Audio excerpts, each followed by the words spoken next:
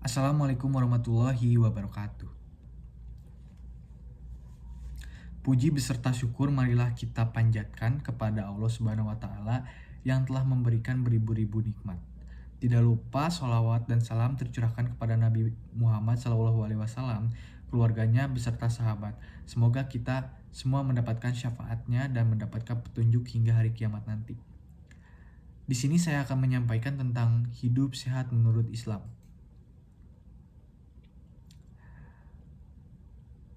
Sehat dan sakit adalah dua bagian kehidupan manusia yang saling bertentangan, serta tidak bisa kita hindari, karena keduanya memang merupakan bagian dari sunatullah yang menciptakan segala sesuatu berpasang-pasangan. Allah Subhanahu wa Ta'ala menyatakan segala sesuatu kami ciptakan berpasang-pasangan, agar kamu menyadari kebesaran Allah. Quran Surat Az-Zariyat ayat 49. Sehat dalam Islam bukan hanya merupakan sesuatu yang berhubungan dengan masalah fisik, melainkan juga menyangkut psikis. Karena itulah mengapa Islam memperkenalkan konsepsi al-sihah wal-alfiyat, atau yang bisa kita dengar sehat wal-alfiyat.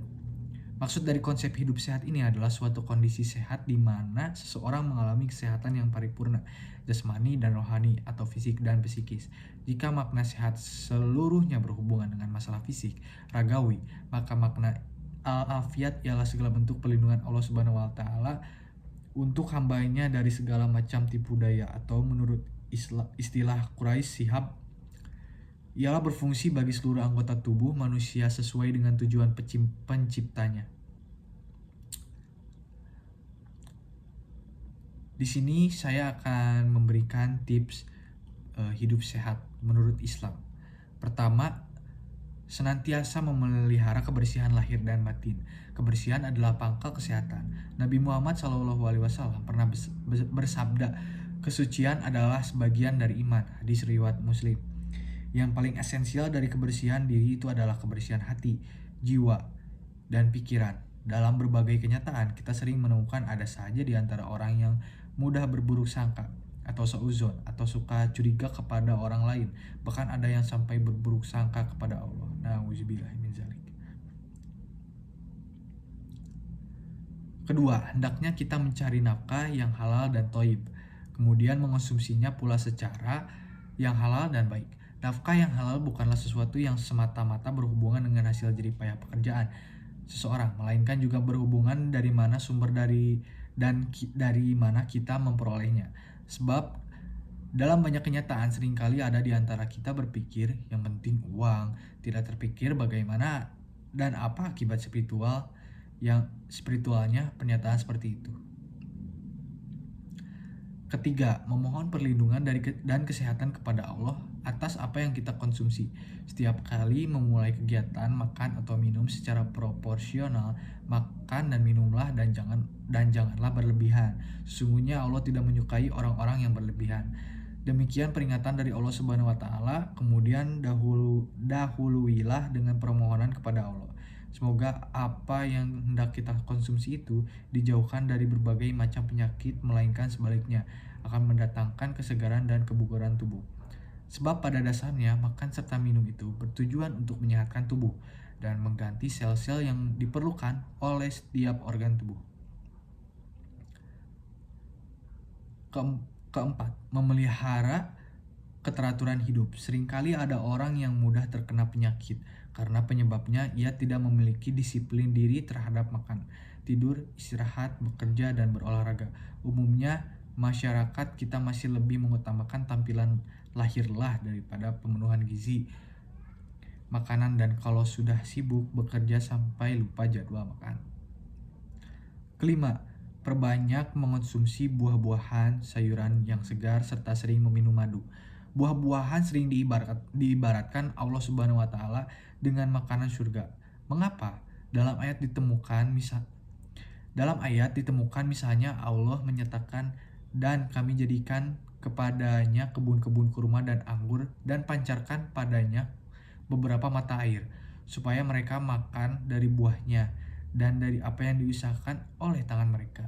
Maka mengapakah mereka tidak bersyukur? Quran Surat Yasin ayat 1-3.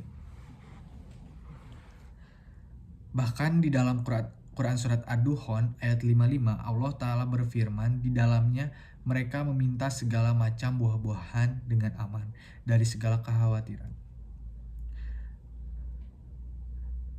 Adapun madu, Allah menyatakan pula secara eksplisit bahwa madu itu adalah syifa, obat. Keenam, hendaknya kita sering membaca dan mengikuti ajaran Al-Quran. Membaca Al-Quran adalah bagian dari zikir kepada Allah, sedangkan zikir mendatangkan ketenangan jiwa. Sesungguhnya dengan mengingat Allah, jiwa akan memperoleh ketenangan. Quran Surat Ar-Rod ayat 28 dan Yunus ayat 57.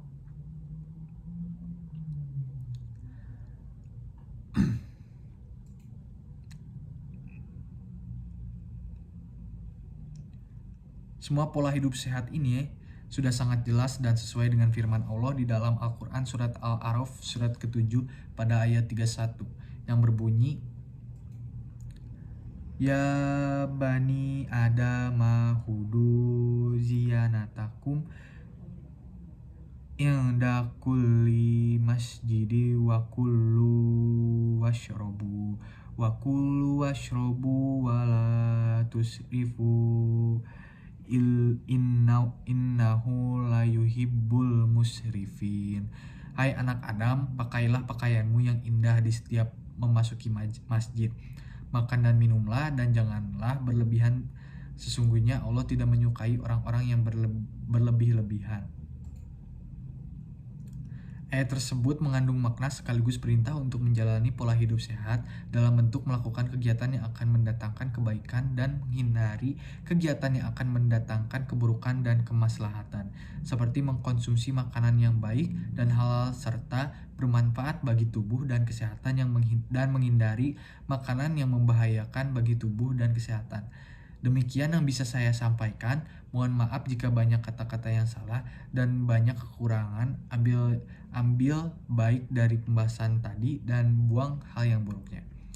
Wabillahi taufiq wal hidayah. Wassalamualaikum warahmatullahi wabarakatuh.